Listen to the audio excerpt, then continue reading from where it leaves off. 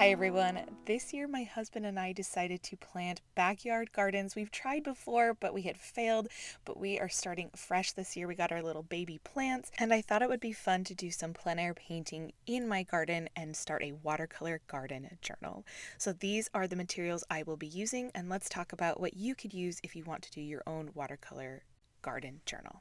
First, I'm using this tiny notebook. You can use regular size paper, especially if you're just painting in your backyard, but something about painting tiny is super fun. This is a hand-bound notebook from Just Journal It on Etsy. Her quality is amazing, and this is Arch paper that she uses, so the quality of the paper is amazing as well. For paint, first I am using this clip that I can clip onto any notebook or piece of paper, and it has a magnet so any metal palette can stick to it. The little metal palette I'm using is a split primary palette from Sparrow, another small shop, but she makes the most beautiful handmade paints and I love working with them. And you can see the paints go on the magnet, and then the bottom half is just a big clip, and I feel like it's big enough that you could put it on a lot of paper and you could clip it on anything that's near you. It doesn't even have to be your paper. So I love having that option. My favorite brush for painting tiny is a round size 4. It has a small enough tip with a big enough body for bigger areas. And one of my favorite tricks is using a wristband for water control, so you can tap it on your wrist when you need to tap off paint or water, like using a paper towel. Because I'm in my backyard, I just have a jar of water, but there are so many ways you can bring water with you when you're doing plein air. Now, I parked myself in a shady spot. You can see my husband's working on the garden, and let's get painting. My first thought was I need kind of a front page, a title page, to declare this as my garden journal. So I'm getting all of my supplies ready, getting my wristband on, opening my water jar. I'm just going to sit it next to me. And then I'm clipping my watercolors onto the front page, and we can get started. Now, I am going to be painting through a couple of different things in my garden, not just this front cover page, but I want to briefly talk about some of my tips for painting tiny and painting in an outdoor space doing plein air. And then if you want to watch the entire process, I will have some music and you can watch some of the ways that I am painting in my garden. Painting tiny can be really tricky. The reason I love having the wristband is water control is so important. I'm all about it. Most of the time, 80% of the time when I have students who are frustrated with watercolor, it's because of their lack of water control. So having that wristband and having something to tap your water and your paint off is going to be of mega importance when you're painting tiny. Also, there's a lot of layers and a lot of gaps. White space is going to be really important because it helps tell the story in such a tiny space.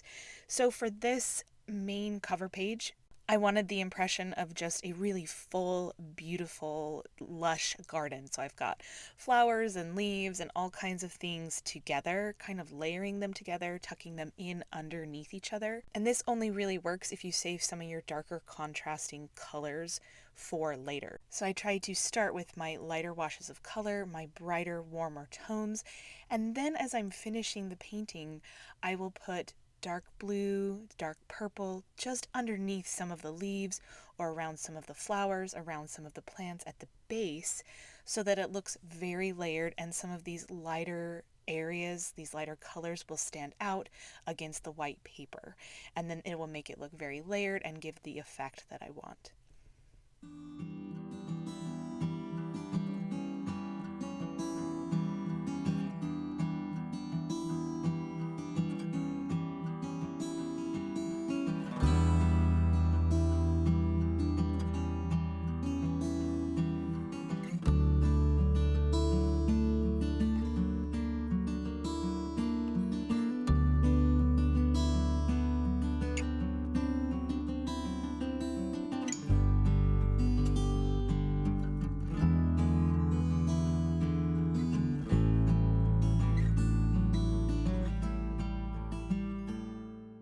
So I've brought my paper down a little bit closer to me so that I could do more of the writing. So I'm going to just use watercolor to write garden journal and the date, but you could write this in pen or pencil. I didn't bring one out with me, and then later I end up going and getting a pencil anyway. My lettering with watercolor is not the greatest, and that's okay. This is really just for me. I am showing you kind of the process, but a garden journal doesn't have to be anything.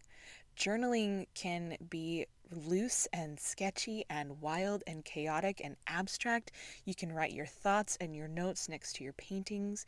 Sketching and journaling is really for you. I just want to show you kind of what I'm doing so it can inspire you to start your own. And I was so happy with how the cover turned out. I felt like it was a very chaotic, almost abstract, hopeful manifestation of what I hope my garden looks like at the end of the summer.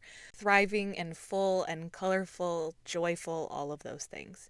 So let's get painting some of the parts of the garden so we can keep a journal of where things are starting, how they're going to be looking in the middle, and then where they will end up eventually. Here's my thought process. At this beginning stage, I want to paint how the plants look to me in their baby stage.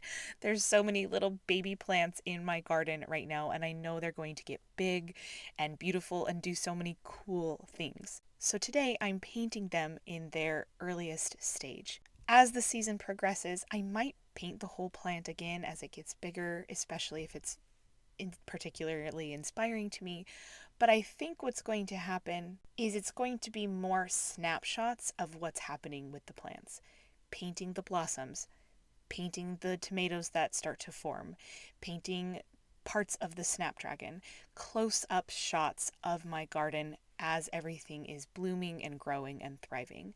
And then maybe at the end of the summer, I can paint each of the plants again or paint another combined family picture, so to say. Here on the left side, I have painted a snapshot of my tomatoes. They all kind of look the same, but I am writing down that they were all transplants and the different types that we are starting with. Cherry, Juliet, Roma, pear tomatoes. Really excited about all of those. And then on the right side here, I am going to be painting my tomatillos. I love tomatillos because we make green salsa a lot here in the Southwest.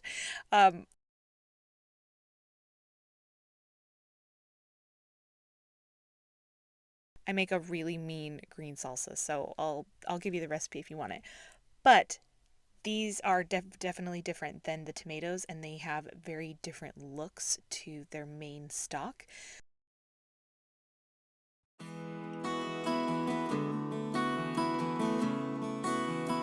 So I wanted to have a page for the tomatoes and a page for the tomatillos, and then we're going to paint some of the flowers that are in my garden.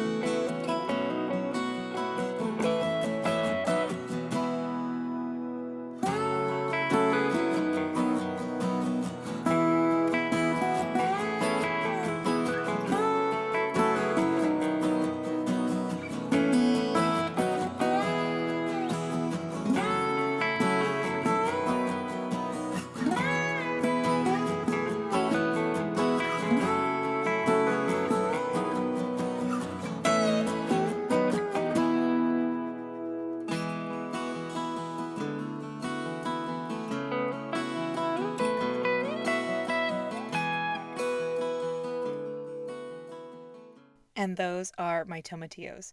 I have a lot of other plants in my garden that I would consider vegetables like edamame, squash, cucumber, peppers. But for the sake of today's video, we're going to jump next to the flowers. Flowers are so important to have in your garden because it helps attract all of the pollinators that you need to help pollinate your different vegetables from flower to flower, which help produce the fruit that is going to grow. I also think that planting lots of varieties of flowers helps improve your mood and makes your garden so beautiful, especially tiny little backyard gardens. So I planted a wide variety of flowers, and obviously flowers are a lot more fun to paint than a bunch of green leaves that will eventually turn into tomatoes. So I am going to paint some of those for you as well. I'm following the same concepts, keeping everything light and small, but painting flowers has a lot more detail, and I could fill the whole page just with the snapdragons. So again, the sketchbook can be whatever you want it to be. Fill the entire 2-page spread with snapdragons. Use colored pencil to make it really sketchy and unique and fun. This is a great time to experiment with different mediums and just having fun, making it super sketchy and painting what you see. I think that's the most important part about plein air sketching in general, plein air painting. But sketching and painting in your garden, sometimes we think, okay, I need to paint a tomato, and we try to paint what we think a tomato is supposed to look like. But actually paint what you see. How is the leaf on top of the tomato? Where is the shadow on the tomato? How is the little branch coming down? What does it actually look like? And you will be pleasantly surprised at how well your plein air paintings turn out when you start painting how you see it versus what you think it's supposed to look like.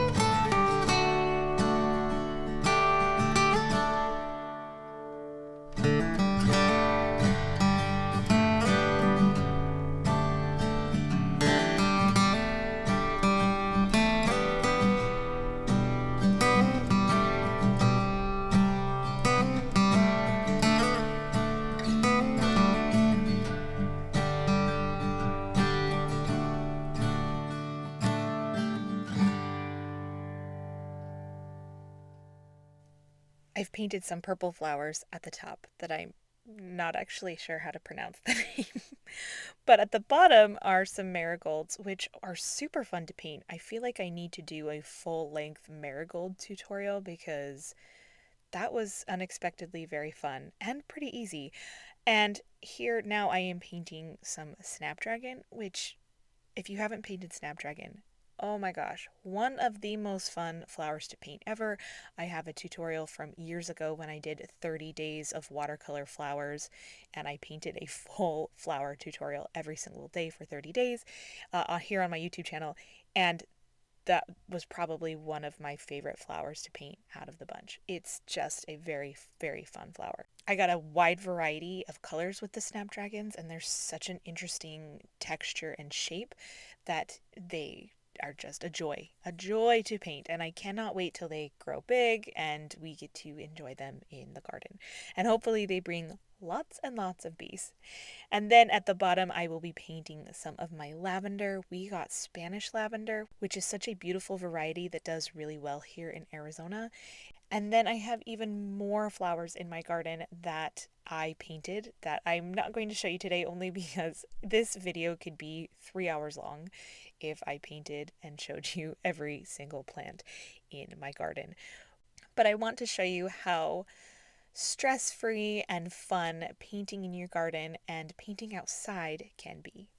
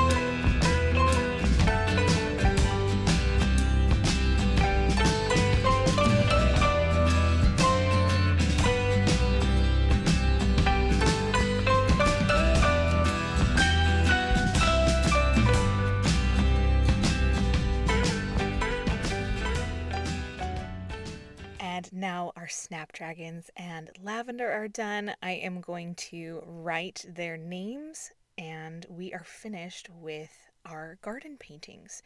Now let me show you a quick tour of what we have painted today in the garden for this video. We made sure to paint a front cover, kind of manifesting what we want our garden to look like. I painted my tomatoes, my tomatillos in their beginning stages before they have any fruit. And then we ended with painting some of the flower varieties from my garden as well in their full blooming beautiful state. I am going to add so much more to my sketchbook, but again, I don't want this video to be 3 hours long. I have so many plants to paint and I cannot wait to show you how my garden journal progresses throughout the year. If you have any questions about creating your own garden journal, please ask me below and make sure to subscribe to follow all of my gardening journal progress throughout the year. Thanks for watching and I'll see you all in my next video. Bye.